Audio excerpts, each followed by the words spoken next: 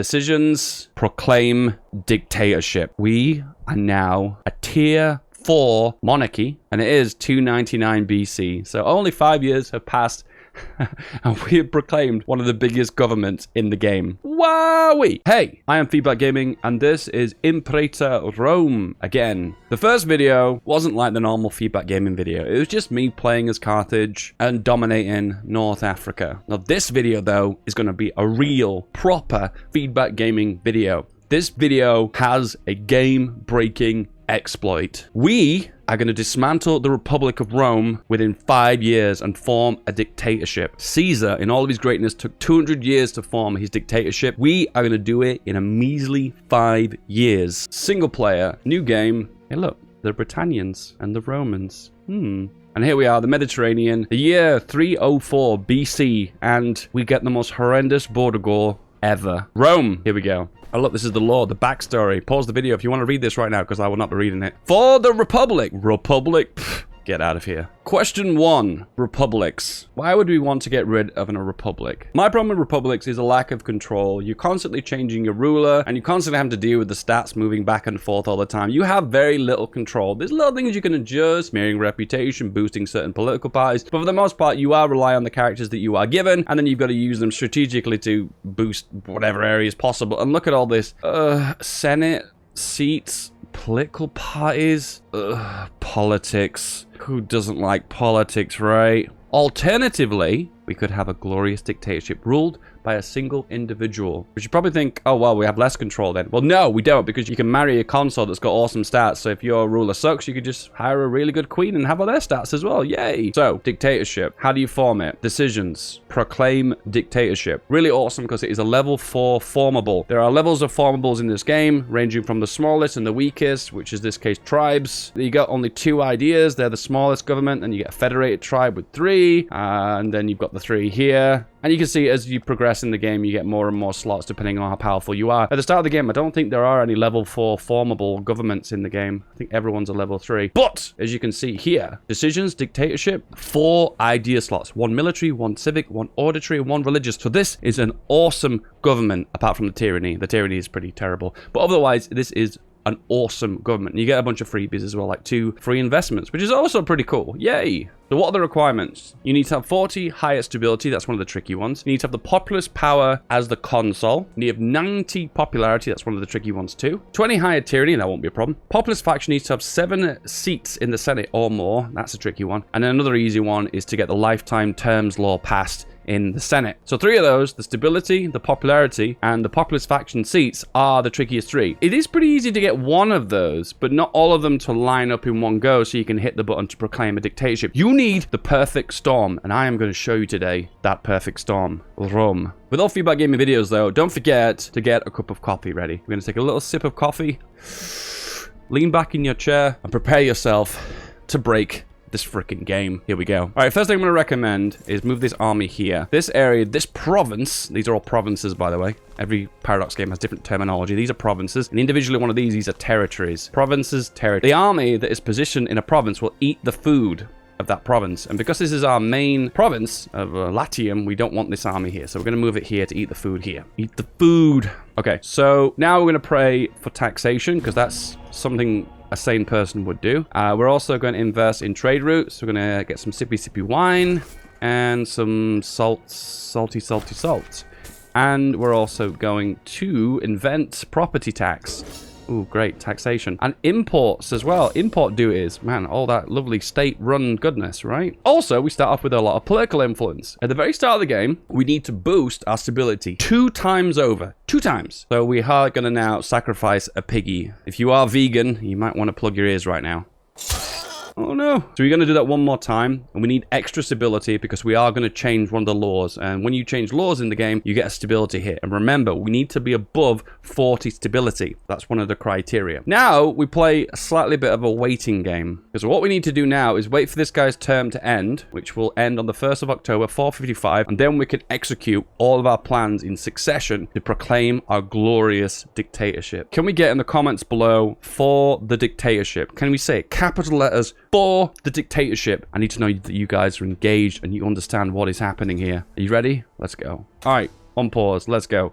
One of the more rubbish things about Rome, Europa Universalis, Crusader Kings 2, and even Stellaris to a certain degree, is you will get lots of events that'll pop up that are randomly generated. And it is very difficult for me to make a structured guide and prepare for all these random events. So unfortunately, I will not be showing many events in this game unless they are crucial. All you need to know is you need to go for events that potentially give you more political influence and make sure you don't lose political influence. And also getting extra stability is also a benefit as well. If you can balance those two things out, you'll be totally fine. We're also going to accept every single trade deal. We get options as well, because that increases our income per month. Now we need to wait. So we need to wait the first 5 years so we can have the election and then basically go from there. One thing to do as well that is useful but is not essential is to drop the maintenance for fleets, armies, and your forts. This will get you a little bit of extra income and having an extra nice little safety net of money in your bank account. The welfare state piggy bank of Rome will be very useful to fall back on when you need it in an emergency. One thing you could do as well that isn't essential is change the censor. The censor will affect the political power influence in Rome, and this guy is a popularist, so he is boosting in the Senate seats for the populist party based on his skill and his statesmanship. It will give you a little bit of a boost to have a little bit more of a safer trip. So this is a cool event. Said I won't be showing events, but I'm showing an event. This one gains you a nice chunk of stability, so I recommend you would do that. And we've gained a little bit more political influence now, so we can do another stab boost. Getting that high stability is really useful, so we don't run into any issues when we need to change the laws immediately, and we will be able to do them all in succession. You have issues supplying food to your province. This area consumes a lot of food. There are two kinds of settlements. There are cities. See these ones with lots and lots of buildings in them? These are cities. And you have ones that are settlements. So for the most part, this isn't a universal rule, but you find that cities end up eating food, and you find that provinces end up giving you food.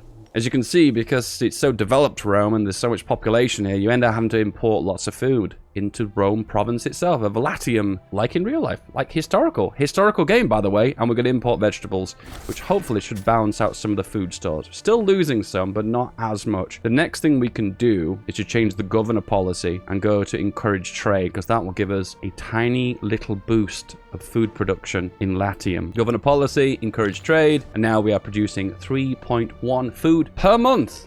Yay! We have the election soon notification. So if we click this, we can see who is the candidate to become the next consul. And it is our guy, the leader of the populist faction. Don't worry too much if he isn't the next candidate, because what we're going to do next is going to smear the reputation of our current consul and also boost the popularity of the populist faction. So regardless, you're more than likely going to get this guy otherwise. Next part of the plan is to go into characters, show the families of Rome, and we are now going to lock them all up in prison. So you right click on them and you can either bring them to trial or imprison them. So as it currently stands right now, it doesn't look like we've got the ability to imprison anyone. A few people we can, a few people we can't. So I think what we'll probably just do is imprison the ones we can.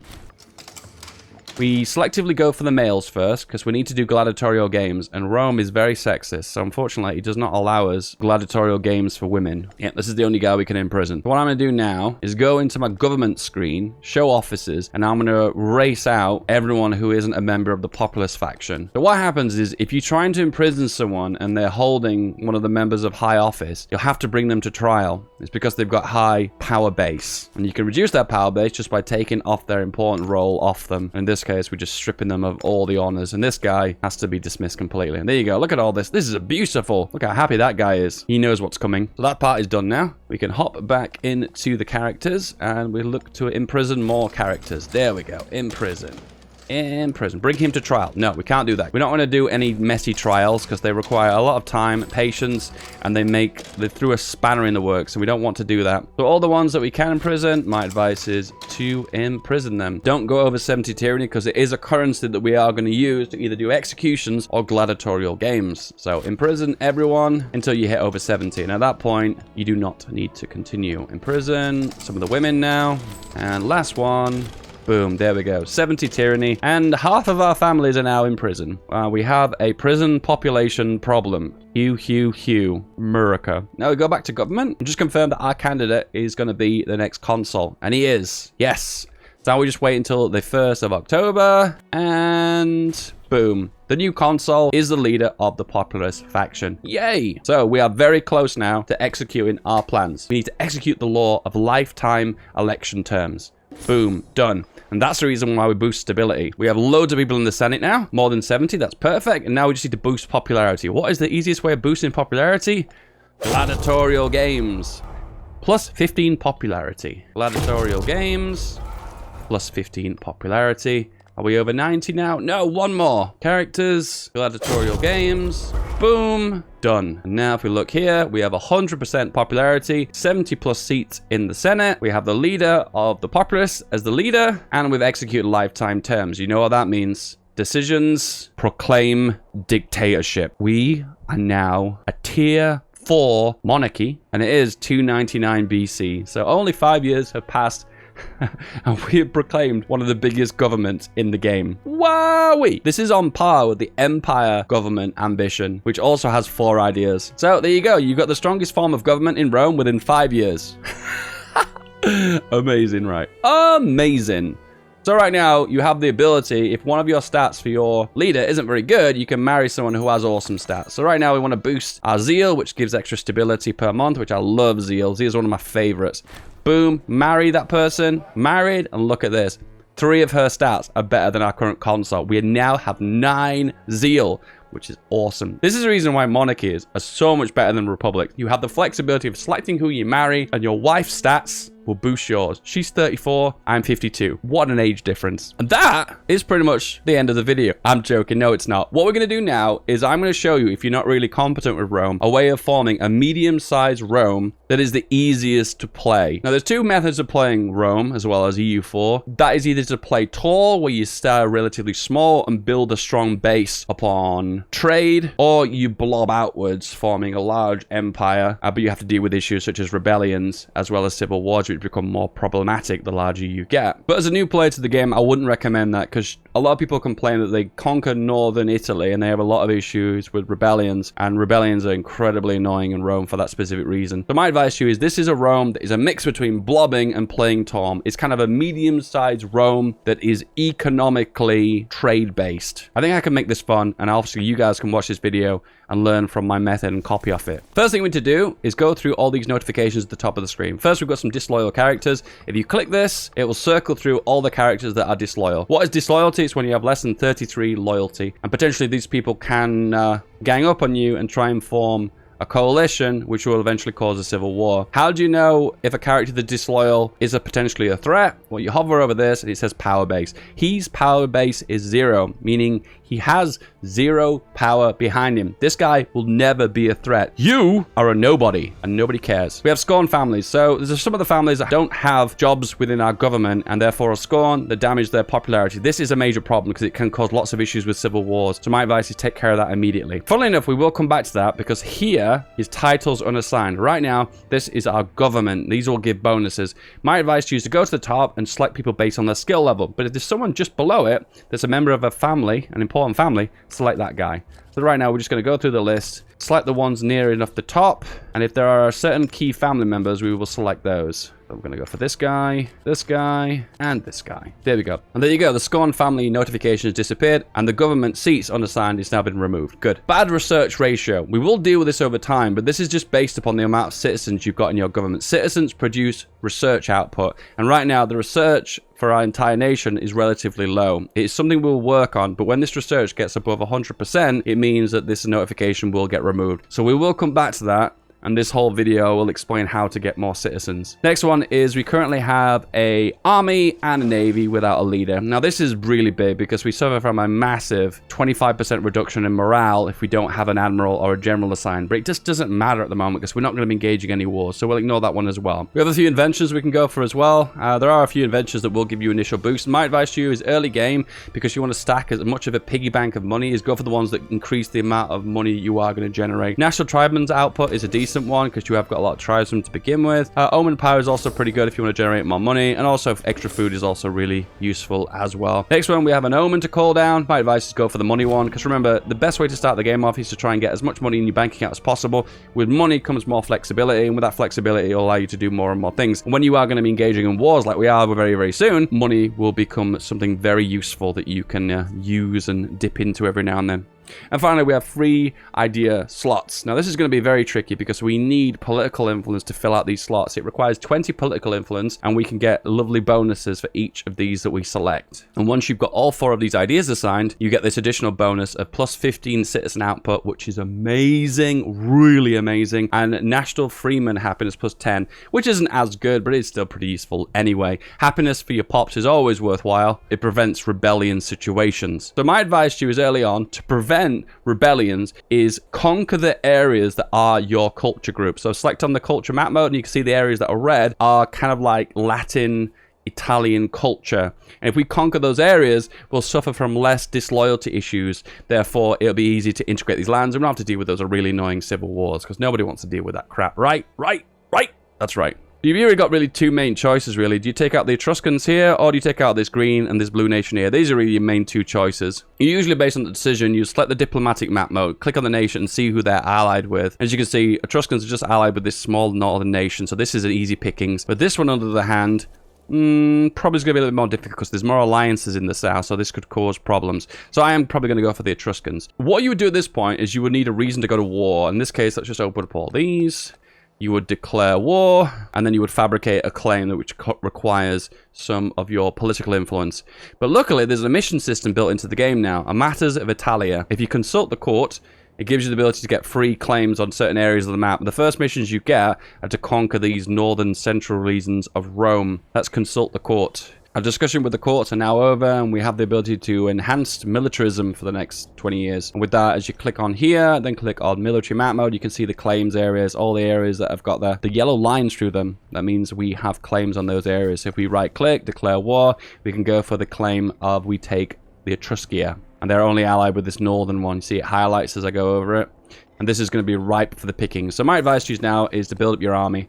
My advice to you is change the alignment of your troops. So the way to think of this is these are the troops that engage initially in the fight. These are the ones that engage when these troops break. And these are the troops that flank around the outside. Don't ask me why, but at the very start of the game, it wants you to engage with the archers first. The archers seem to take more damage in battle and have more weaknesses. So my advice to you is to engage with the heavy infantry first, then fill the lines with the archers as the heavy infantry break, and then flank with the cavalry. The cavalry's got high maneuver, and that allows it to attack over a wider arc. Ideally, with Italian armies, you want to kind of make it majority heavy infantry, and then just have lots of light cavalry on the flanks. As it comes no surprise, Rome has a lot of bonuses if you go into your military text with heavy infantry. Lots and lots of heavy infantry bonuses. And also Rome, luckily enough, you go into trade goods map mode, has got a lot of iron. Starts the game with a lot of iron.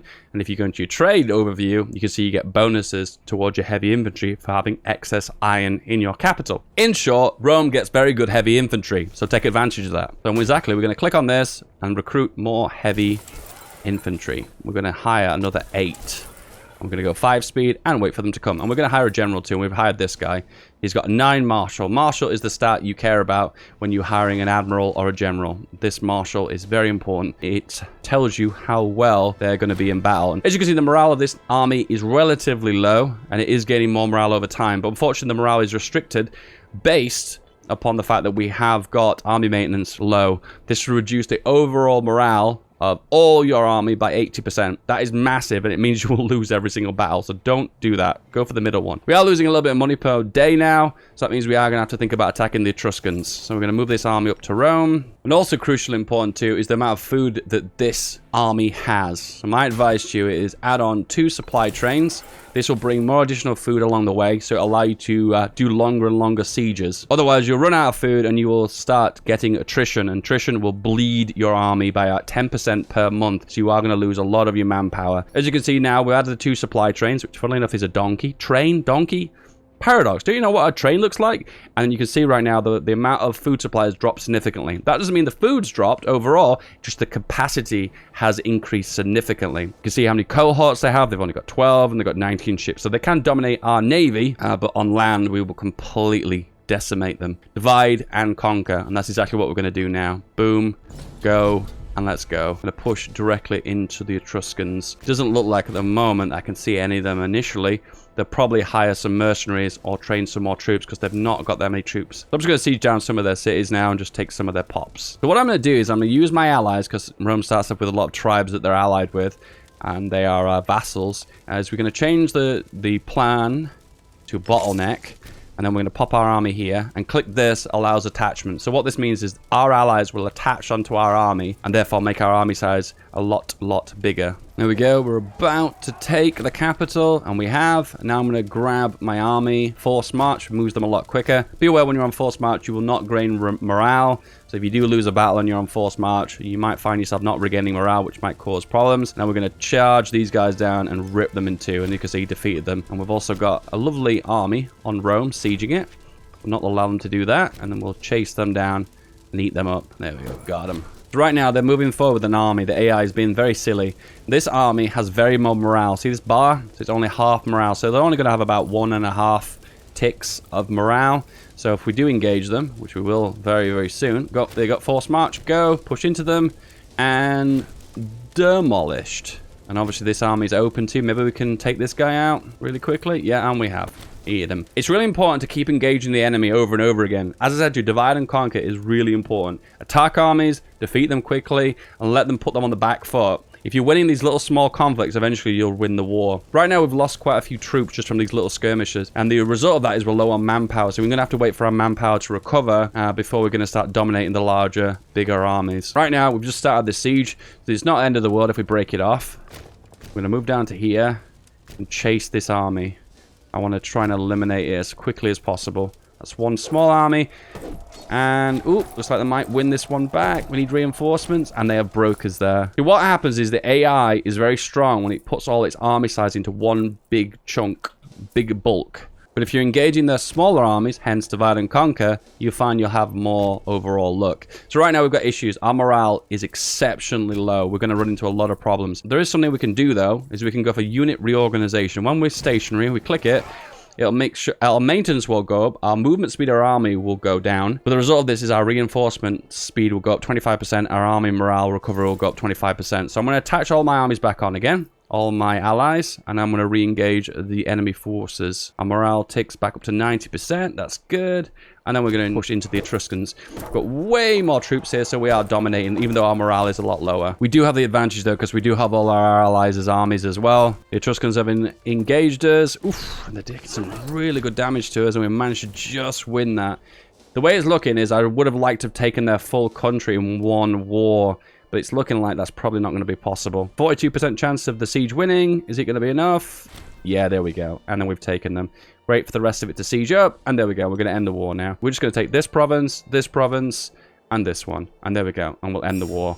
This will make us a regional power, which gives us some extra boosts and stats. Annoyingly, the Sicilians have declared war on us. We're going to have to move our army down now and deal with these boys. More than likely, they're probably trying to take these Greek city-states. And it looks like they are, yeah. This area has been marked, so we're going to have to go down there and deal with that now. They've broken our fort here, and I'm just going to do a really cheeky trick. This is so cheeky, but the minute they end the fort siege, we just press this button and take the fort straight back. Not quite worked out in our favor there, but we took the fort back, so it's always good. Right now, we're struggling with our armies, as you probably can see, so we're going to hire some mercenaries. So mercenaries here, and you can go to wherever they are on the map. My advice is when you're hiring mercenaries, just look for the guys who've got the top martial stat. That seems to be the crucial factor, and we've got one here. We'll select you, we'll move you here, wait for them to regain some of their morale. There we go, this army is good to go now. Full morale, and then we can attack the Sicilians and take back all these areas. I have never seen the AI so aggressive, but in this game, the brown Italian nation to our north has declared war on me as well. Wow. They're not here. They're not letting go here. They're really putting up a fight. And then we can engage them here, win, and push them out. That's good. With this guy with such high martial, he'll be able to win most battles with relative ease. With these kind of battles, all I'm going to try and do is preserve and look after what I've already currently got. I don't want to push myself too hard and put myself in a messy situation. I'm just going to hold on to the land that I've got and win those easy battles. Right, we've just taken this fort. We can take it back instantly. Straight away after it has fallen. It's always a really cheeky trick to do that. If the garrison is really small, just my advice is just go for it. We're going to engage this army. Now, they have superior numbers, but we have a superior general. I think this should be an easy win. Yeah, it is. Get out of here. Right now, we have another problem that's emerged. A civil war is going to happen. So, why do civil wars happen? It's a disloyal character that has lots of power base, lots of influence, and that individual has chosen to try and rise up an army to defeat me. This one is going to be an incredibly easy one to resolve, because this is the guy who's causing this. He has got 44 power base, but he's also got his two buddies. This guy with 11, and this guy with 18. You hover over the stats, you can see why they're upset. It's mainly tyranny, which is unfortunately a byproduct of overthrowing the Republic. Unfortunately, there's not a lot we can do about that. Wealth, their holdings, they have loyal veterans. So the easy way to resolve this one is going to be really cheeky, but this guy can be imprisoned. So I'm just going to do it. And there you go, civil war averted. The troublemaker has been locked up. I don't know why, but usually you don't have the option just to put someone in prison if they've got such a high power base. You usually have to do a trial. That is how we brush those problems under the rug. Okay, deal with that a different day. He's moving on with his other army here. Needs to be aware of that. Going to attach that on. It looks like, in all fairness, I probably could win this battle. Yeah, I am actually going to win this battle now I think about it. So I'm just going to keep pushing. There we go, got him. 1 and 1. There you go, win-win. At this point, AI probably won't even survive now because it's lost too many battles. So this war is thoroughly done and dusted. So I'll put them on forced march and just mopping up the rest and eating them all up. Guessing this is the case, I could let this war draw out longer and longer. I'll not push it, so I'm just going to take some easy land. The capital probably be worthwhile, and we'll just peace out from there. There we go! Way! We finally have stability. The revolution was in fact glorious. And now we are ready to just chill for a little while. Just chill. We've got quite a few people still in prison from our little coup d'etat. So what we're going to do is release them from prison, which reduces tyranny. And our tyranny is ridiculously high right now. So it's a good idea that we take care of that now. Just be aware. Do not release someone from prison if they've got a large power base. See this number power base? Do not release someone from prison if it's high. Release from prison, release from prison. God, I am so merciful. We've got a few technologies that's going to be worthwhile. Extra trade routes, very important. Lower cost for buildings, very important. And also reducing tyranny per month by a small amount, but that all adds up. So right now we're just going to hold on to our mercenary stack for just a little bit longer. And then if we're in a safe period for long enough, then from there we can build up our own army and just relax. Now we've got a decent population, we can start executing our plans to build a trade-based, medium-sized Roman, I was going to call it a republic then, a Roman dictatorship. So my advice to you is to build on your capital region. The best way to work in Rome is treat your capital region as your main population center. Try and pack as many population into your Roman capital as possible, and then try and drain the population of all other states and use those as like farming bases to pump resources and food into your capital region. That, in my advice, is the best, most effective way of playing Rome. Why? Well, the capital region gets lots of bonuses if it has extra resources into it. And two, if you depopulate areas of your empire that aren't your culture, you'll have less of a chance of rebellions. And rebellions are a pain in the... So you don't want to be experiencing that. So one of the things we can do to boost a province is these buttons here. These give bonuses to your province that you choose to assign them into, and they last until the end of the game. So the best one is the third one. This one will entice business investments, which gives an extra trade routes. The idea is you stack as many trade routes on your capital region as possible to take advantage of capital surplus bonuses, which give extra cool little things. There are certain bonuses that are incredibly strong, and some of them are not so good, but we're going to try and stack as many of the good ones as possible. So we're going to entice business investments. This costs us 80 political influence. Because we changed to a dictatorship, we get 2 of these for free. So we're going to stack 2 of them immediately. They take about 2 years to complete, and they are definitely worthwhile. So now we have an extra political influence. We can take advantage of that. We are going to select our ideas now. At the very start of the game, the amount of ideas we can select are limited based on technology. As you progress up, more auditory advances, civic, martial advances, which is based on your research, which is here, you can get more and more really cool ideas. But for now, we're limited based on the fact that we're quite primitive. So we're going to select one of the ideas, and these ideas have to match the idea row that they're on. So martial has to be one of these. And civic has to be one of these. And if they don't all match, all 4 don't match, you don't get this reward at the end. Now, some government types don't give very good rewards, and sometimes it's just a good idea to select any idea that will give you the biggest boost initially. And in this circumstance, I'm going to select all the ones that match because I want this really big bonus. That 15% citizen output gives a good bonus to research, because that's what citizens do. A really quick lesson on pops. We hover over it. These highlights these 2. You can see this is research and this is commerce. So each pop of 4 different types do different things. As you can see, freemen give extra manpower. Tribesmen give a little bit of manpower and a little bit of tax. And slaves give tax and also allow you to produce more of a resource of a certain item. So there you go. It lets you know what they do. what they do. And you can balance out your pots by selecting different buildings, but we'll take care of that in a moment. Let's go for the ideas now. So martial idea, the no-brainer, is going to be martial ethos, which gives extra morale. Morale is very good, lets you fight longer, so therefore more likely to win battles. The civic idea, the best one, I find, is slave output. There's also commerce output by 20%, which is also pretty good. Hover over treasury, it'll say where you're getting most of your income from. Most of my income is coming from taxes. 90.5 money per day, and 4.9, we'll round up to 5, commerce per month. Which in that case, we'll gain a better bonus if we go for slave output. Slaves, remember, are taxation. So now when we go at the end of the month, that will go up. Next, auditory ideas. This is a difficult one, really. But overall, reducing corruption is pretty useful because corruption has a negative impact on political influence. We'll go for the corruption. This will help to reduce overall corruption and fix any problems with political influence. Finally, religious ideas. Oh, we're going to get there, guys, I promise you. Civilization, if you go on the map mode for it, is this one. It shows areas that are more civilized. Civilization means that they're more adapt for people that are stationary, such as freemen, slaves, and citizens, where areas that are decivilized are more happier for tribesmen, which tend to move around a lot more.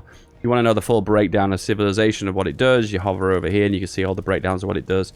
So usually civilization means people are more stationary, build up higher populations, happiness for your citizens and freemen, and it improves attractiveness for the rest of the world because you've got nice sewers and aqueducts and bathhouses. People want to live there, apparently. So alternatively, trading with nations abroad is a method of getting resources, which is a pretty good method, really. As you can see now, if you go on to trade map mode, you can see the nations who are trading with us. So the green arrows import there, we're importing those goods.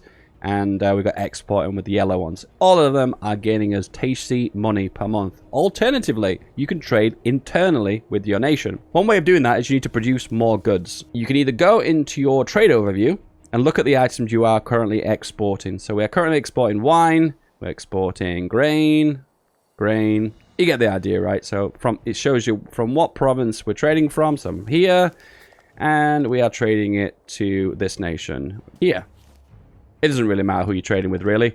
But what you can do is if you want those precious items and you can import them directly into your capital, you can cancel that trade route. So in this case, we've got trade from here, and it's olives. We cancel that trade route, and then we are importing it directly into our capital region. Be aware that trading internally within your nation doesn't gain you as much profit. Trading externally to other independent powers tends to gain you more money. But the bonus of trading internally is you get all the bonuses of those trade goods as well. So if you hover over here, for instance, it says what it gains for the province. So you gain more loyalty. If you have extra, you get a bonus of loyalty. And then obviously you've got a surplus in the capital, you get throughout your entire nation, you get pop assimilation. And then if you're exporting an additional one within your nation, you gain some more pop assimilation. So there are lots of bonuses to trading into your capital multiple amounts of a certain particular good. Now we've got the option to trade wine, and we can trade wine into our capital region. And as you can see, if you hover over a certain item, like wine, for instance, you can see we're getting a surplus in the capital of wine with that little V next to it, which I think that's meant to be a tick. It reduces our army maintenance by 5%. And because we're exporting wine, we're also reducing our army maintenance by 2.5%. So overall, we are making our army significantly cheaper to maintain due to those bonuses. Our manpower pool now is recovered. We've got 10,000 manpower in the pool. So what we can do is hire some more heavy infantry, which we're going to build as many as we can until we run out of manpower. There we go. And then we could disband the mercenaries. Holding on to mercenaries long term is not a good idea. They end up being significantly more expensive than your regular troops. And also they take a hit to how much military experience you gain per day. Military experience is something that you can spend on getting more military traditions, which some of these bonuses are incredibly strong. So it's a good idea to hold on to them as much as possible. There we go. Raise up a new army. Move it into Rome. And press G to merge. For the most part, I think I'm going to move your army to somewhere else other than Rome because it is going to consume lots of food. There we go. Because we can build our army now from the ground up, we're just going to have heavy infantry, and then light cavalry with as well. Just to double check on a few of the bits and pieces, once again, you can see disloyal characters. These guys are completely disloyal. They have got a decent power base, but they've not gained enough power base to stand against me.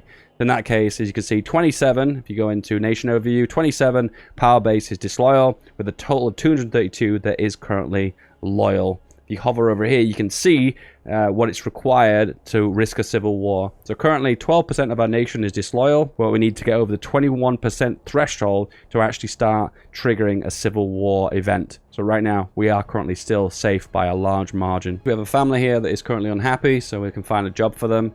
and this one will be perfect. There we go. So all the families are now happy. That -2 loyalty will cause lots of problems, particularly with civil wars later on, so be aware of that. An alternative way of producing more goods in your nation is to look for more goods to import into your capital region. So a good thing to import is livestock. So you can see livestock.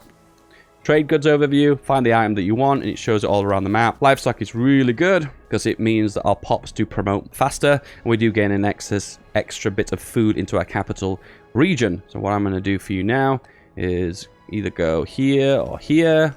Both have got livestock, and in this case, what we'll do is build a farming settlement.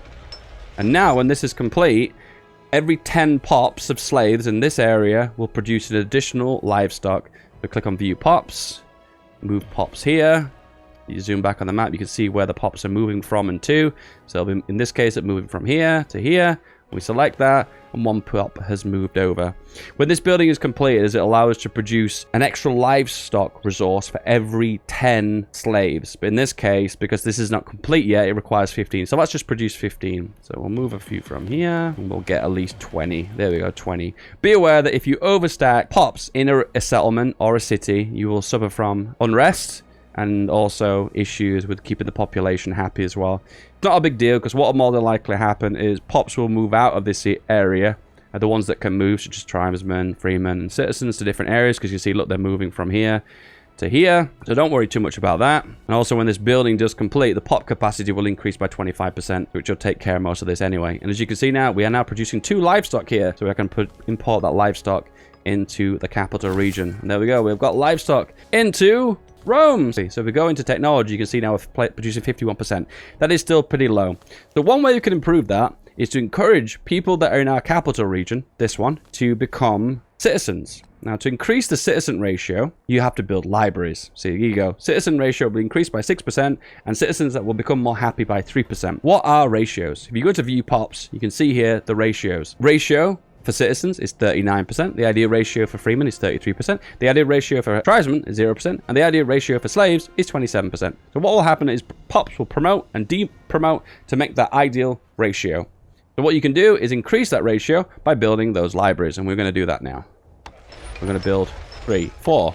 And we've got 10 building slots, so we're going to build another 4. They take roughly about 6 months to build. And when we do that, the ratio will adjust and take that into account. So the overall impact is the nation as a whole will get more citizens as a percentage of the overall population, therefore improve the research output, so therefore fix this issue with bad research ratio.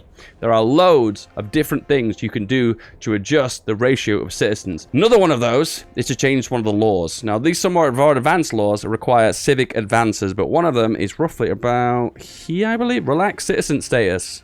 And there you go. It increases the desired ratio of citizens in cities by 10%. That is very, very strong. You can't get that until you get Civic 6. So that's why you've got to work on your technology at this point in the game, because otherwise it'll come back to bite you. I am going to call this part of the video the tutorial segment. Now, Dave is just going to play the game like he would normally play it. Area of the map here that's currently on local autonomy, I'm going to change that to wealth for more money. This army is way too small, so we need more heavy infantry. Way more heavy infantry. Checking character of disloyalty. This guy is significantly disloyal. There's not an easy way of fixing it because his loyalty is 0. What I'm also going to do is change the governor policy in my capital to centralized population. Right now, we need to make the capital more of a better place to live, and to do that we build aqueducts. And what I'm going to do is demolish this market, build an aqueduct, and demolish these 2 training camps. What happens is when you build aqueducts, it adds an additional +4 population capacity. What impact does this have is that it increases the migration attraction. And the higher migration attractions, more members of your nation will move to the capital region. And if more people move to the capital region, the population ratios change. And then ratios will move towards citizens more. And then we get more citizens, and then we're winning. And the winning meaning more research, entice business investments, and then we need to get more trade routes. I'm going to work on building more marble. This is a farm area, which is ideal for extra slave output. So we're going to pop you here, and then move a load of people into this region. We've run out of money right now, so we can't move slaves. But right now, we want to move troops into here. Right now, we are going to go for the omen of manpower recovery, because our manpower recovery rate is absolutely abysmal. Terrible, terrible, terrible. If we get more manpower, that means we can build a bigger army size. We need to way more heavy infantry to continue. One method of boosting your power base for a particular leader is to give them more holdings. Holdings are a really easy way of giving lots of power base. The holdings 0.6, 0.52. Holdings are just areas of cities, particularly large built metropolitan areas that you can give. They end up generating more wealth for characters, and they also generate power base. It's a really easy way if you're about to get a civil war, but they're just over the ratio, just to give a few holdings to your leader, and that will result in that civil war being averted. Easy. Military tradition notification is at the top. We've got 100 military experience, and this allows us to go for an idea that will give us a boost to our troops. In an emergency, you're going to need 10 military experience to hire a mercenary stack. My advice to you is if you're on a stage where you don't know how strong you are, don't go for an idea. Because you don't know if you're going to need those mercenaries in an emergency. So just be aware of that. I'm going to go for this heavy infantry offensive. Our monarch has died. F in the chat. And his stats are pretty good. Could do with some more charisma, because this will reduce here the monthly tyranny, which tyranny is still a problem. So if we look for someone who has really good charisma, and she has got amazing charisma, 9. Let's marry her. He's 18 and she's 56. Wow! This will reduce tyranny by 0.09 per month. And that's why monarchies are so strong. Marry those skills, you know? I'm considering the idea of war right now, so what I'm going to do is up the maintenance for our army. So now we're regaining our morale. And then we're going to go straight for you. I haven't got a claim on it, so what I'm going to do is get one. Boom. Claim. There's also inventions that are useful. This one, for instance, gives extra discipline for your heavy infantry. Discipline is just a flak, attack, and defense value for a specific kind of troops. In this case, these heavy infantry. So heavy infantry for Rome are going to be very strong. Oh, what a surprise. Also, this one's pretty good too. Military artisans, which reduces the cost for your military ideas. I should have gone for that before I selected my ideas, but oh, mistakes were made. One other building to build in your capital that's really worthwhile is the academy. Now it gives research points bonus, which is pretty good, don't get me wrong, it's really good. But the other bonus is it gives pop promotion speed increases. So right now we're promoting our, well, tribesmen into freemen, but when we promote to a citizen, we want to try and promote them as quickly as possible. As you see, look, our capital region now is looking very attractive for people to move to it. Everyone wants to live in that beautiful capital region. Wow. The ideal number of academies is around about 5. The ideal number of libraries is as many as you can build. The ideal number of aqueducts is if you're near the pop capacity and you need to build more. I think what I'm going to do is build a fort in this city and then destroy the fort in Rome. So what I'll do is this fort will provide zone of control and defense for Rome, so they can't enter it until they besiege these forts down, and Rome is currently completely shielded. In that case, I'll build another academy. Be aware that if you stack lots of population into one city, if that city gets sacked, you are going to lose a large percentage of that population. And the best martial guy we've got is this guy. He's a minor character, and he's currently... whereabouts is he? He's a foreign character from Sparta. Grant citizenship. Can we select him now? Yes, we can. There we go. We have literally a Spartan in our ranks to lead our army. Holy damn. 10 martial. Beautiful. Alright, so what we're going to do right now is attack into this guy's army and attack him and hopefully deal the crucial blow. We're going to bring our allies into this so we can take as much of this area as possible. To make sure we catch them, we're going to put them on forced march, which gives extra speed, and then we'll run into them immediately and chop them up. Boom, easy. And also we're going to grab this guy too. And now we can begin to siege. We've managed to capture most of this nation in one go.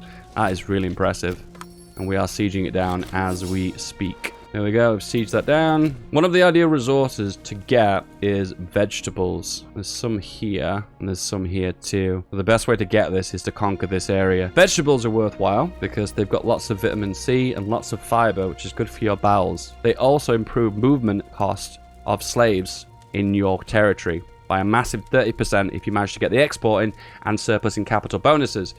Moving slaves can be quite costly, so those bonuses are really helpful. I'll admit, one of the elements of Rome that is quite tedious, and you will do it 1,000 times over, is sieging down forts. But also, there's lots of bonuses to improve siege ability, so that 5% is going to go a long way. So let's siege, boys! Our leader is a scholar. Oh my goodness. 10% research bonus as governor, and 5% technology speed as ruler. He is a very wise man. And he also has a kissing disease. They've engaged us in battle here, and we managed to push them out. The AI gets desperate when it sees you're just about to beat a siege, and therefore we just did. And there you go, the AI gets omega desperate. And there we go, and we've sieged that down.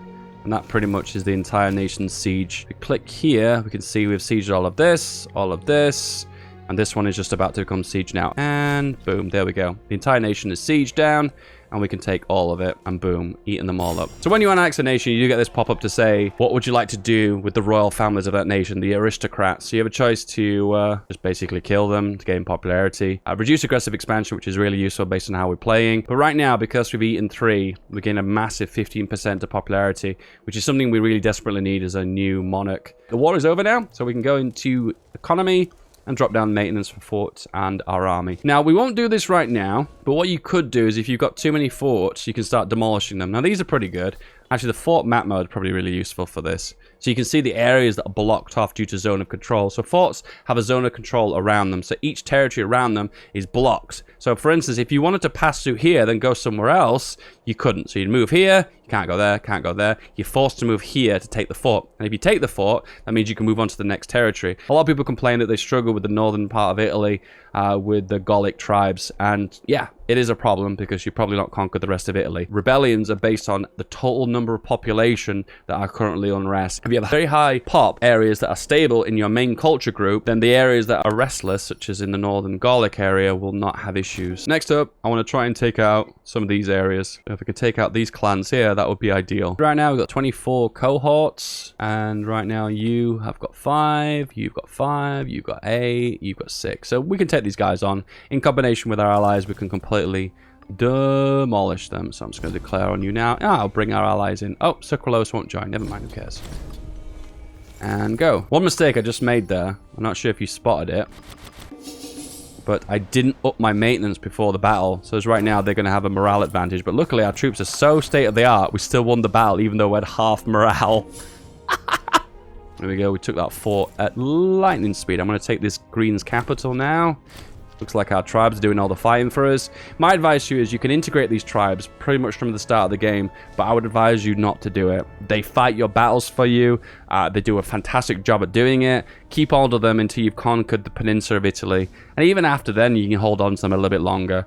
Wait until you get really, really strong to the stage where they've got like 10,000 troops and you've got like 150,000. And at that point, they've gone past their stage of usefulness. So at that point, you can integrate them. Farm is now completed. We're now producing 2 vegetables. Go into our capital now and import lots and lots of tasty veggies. If you want to get more vegetables into this area, even though we lack pops, is to go to the area that's bordering another province and then pull the pops in from there. But don't pull them from here. We're going to pull them from here and then move them over to here.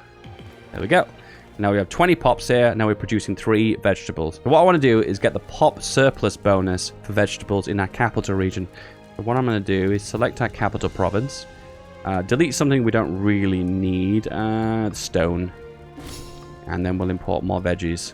And now we've got the capital bonus. So minus 20% cost for moving slaves. And we also get the bonus for the additional vegetables in the province, which is +3 food. If you want to see all your bonuses, you go into trade overview and you can see all the capital bonuses we are getting here. Lovely. Right now, they've got a big army here and I don't want to engage them here and deny them from taking this fort. So I'm just going to wait a little while. And maybe if they take that fort, I'll just retake it back off them in succession really quickly. Oh, and he's decided to come here. Is he going to arrive in time? No? Okay. He just broke the siege off. That was very dumb for the AI. But if you want to do that, dude, go for it. So we're going to force march here and help our troops out. And we defeat them. Boom, get out of here. And now we're free to chop these guys up as well.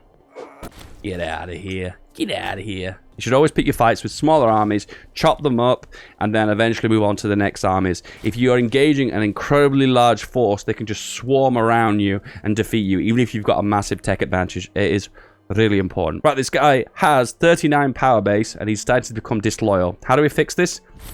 First of all, we bribe him. So now we have lots of loyalty. We can give him free hands too, which improves the amount of loyalty gain per month. So right now, he's still losing loyalty at a very small rate, but right now, this guy is going to be happy for another 20 years. And this guy is 27, so this guy probably is going to be someone who's going to come back at a later date to bite us in the bum, which is furiously annoying. I'm having a really hard time here because we've run out of food. Oh, luckily, we sieged that just in time. And right now, because we captured the capital region, we're getting food back. So we're just going to have to sit here for a little while and gain the food back. And it looks like our allies are going to take care of this in the north anyway. Now, we have the ability now, because we've got over 80 population in Rome, turn it into a metropolis. Very costly to do, but it allows us access to extra building slots, extra pop capacity, and extra attraction. It really is worth it for building a super city. Building super tall. This is the final settlement that we're going to siege down, the very final one, and boom, defeated. All right.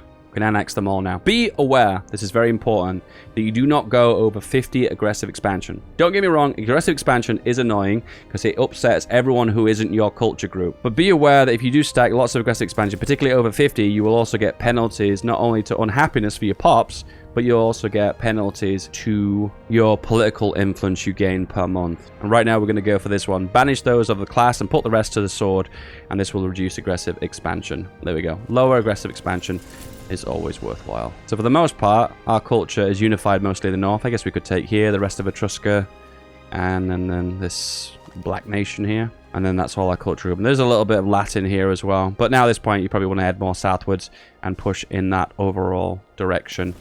This is the part where you start to snowball. You will become incredibly bloaty and strong at this point. We've got a bunch of missions now we can complete, which gives extra citizens. This gives extra freemen.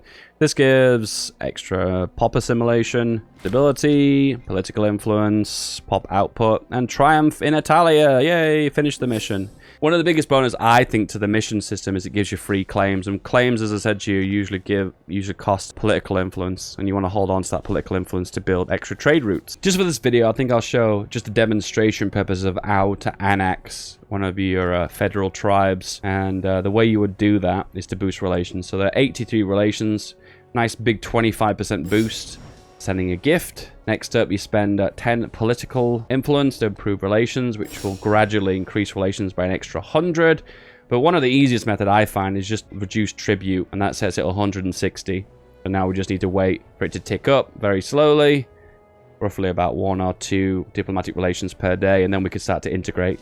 When it gets to 190, it will start to integrate slowly over time, and then we'll eat that nation, and it'll be completely ours. What's this? More enticed business investments? Oh yeah. One thing to make you aware about enticed business investments as well is it also increases the amount of population capacity too. There you go, number of trade routes plus 30%. So for every time you do this, you're increasing the capacity of your capital region, creating your capital region into a mega population dense region. One other strategy of playing incredibly tall and forming a mega city is to start to demolish cities like these ones. Demolish them. This will incur tyranny. And now, I would advise doing that, particularly as a dictatorship of Rome. It is possible. But the problem is you want to get your tyranny down first, because remember, that one of the issues with tyranny is you will get more likely disloyal characters and civil wars. And if you are new to the game, civil wars are a nightmare to deal with. So it's just something I wouldn't recommend as a new player to have to deal with. But there you go. Now you're aware of it. The metropolis of Rome is now complete. It is now a mega city. The one thing you can do as well as a dictatorship or a monarchy is select your royal tutor and tell him to tutor their heir. You can only do between the ages of 12 and 16. I'm really surprised it doesn't give you a notification to let you do it. You can tell the tutor what to guide the child in and what direction. So you can tell him to guide him towards martial or being a religious boyo or whatever you need. If you go onto culture map mode, you can start to see that other cultures within this culture group of Latin is starting to become Roman. So these areas are very loyal to us in dire times. So the Etruscans have now become Romanized, and as you can probably see here, it's more Roman as well. These areas still have got a lot of work to work on. Naturally, pops will assimilate towards your culture. If we go here, click on pops, you can see the assimilation rate. So these are all green, so these are a completely different pop group, and this is how quickly they are assimilating. It is initially very slow if it's not your culture group. That's why you need to assimilate your culture groups before you start to move on to other different culture groups. And also conversion of religion is useful too, to prevent them becoming very unrested. As you can see, these areas here, there's nothing to assimilate because these are all the Italic cultures. Yes, we've got an issue with barbarians here. I'm going to force march into them because they've got low morale, so I can just completely beat them up. Boom. Oh, I realized I was low morale, so I'm going to get beaten up. No! One of the issues is barbarians. Barbarian stronghold map mode is here. So what they've done is the barbarians have spawned here and they've made themselves all the way through all these territories and reached my areas. It's really annoying because I think the reason why they made it so far is because they're just a big stack. They're a massive stack of barbarians. And the problem with barbarians is when they eat up land, they lower the civilization of that land. Right now, I think we can win this, actually. It doesn't look like we can win this battle, but their morale is so low, we'll just annihilate them. There we go, done. Up here again, clean them up. There we go, dead. Guys, this has been a little exploit video to show you how to form a dictatorship early on. And it is a method of showing you how to form a really robust, well-rounded Rome early game. If you're going to expand from here, my advice to you is you'd want to push into all these cultures that are currently Roman, conquer them, probably take out Italy. My advice to you is to complete these missions, because these usually give you a lot of incentive to go from, because they give you lots of bonuses. A lot of them are good bonuses, tend to be the ones that give you extra assimilation towards Roman culture, which really helps in settling the populace. And then at that point, when you've defeated Sicily, you can start to push into northern Gaul area, and at that point, because you've got such a strong population base, rebellion issues probably won't happen. Just be aware, don't let your aggressive war exhaustion get too high. When you've got really high war exhaustion, you will run into a lot of problems, rebellions, because it will increase the amount of unrest throughout your dictatorship by a massive margin. And also keep working on that tyranny, because you're always going to have tyranny issues as your dictatorship. If you want to take on Carthage, don't build a bigger navy than them. It's just a losing battle. You just never get a bigger navy than them. The AI is, I don't know, coded at the moment just to make a redonkulous amount of ships. So my advice to you is if you want to take out Carthage, you literally conquer around the coastline here, then reach them here, take out their land, and then push through Africa, and then take out Carthage from there. Carthage troops on ground will nowhere near be as strong as they are at sea, so my advice is you just take them out on land where you have the advantage. Guys, did you enjoy this video? Do you want more Rome Imperator content? Then comment below and tell me that's what you want more of, and I will make more of this content. I understand this video is very tutorial-esque. If you've got anything more difficult to achieve, such as a specific nation, playing as a minor nation, I've got loads of other tricks on my sleeve, but if there's anything specific you want, please comment below. And if you've not forgotten, guys, when you subscribe to this channel, it is crucially important that you ring-a-ding-ding the bell. If you don't ring the bell, it's like your subscription meant absolutely nothing. Anyway, guys, I hope you have a good day, and I'll see you guys next time. See you later. Bye-bye.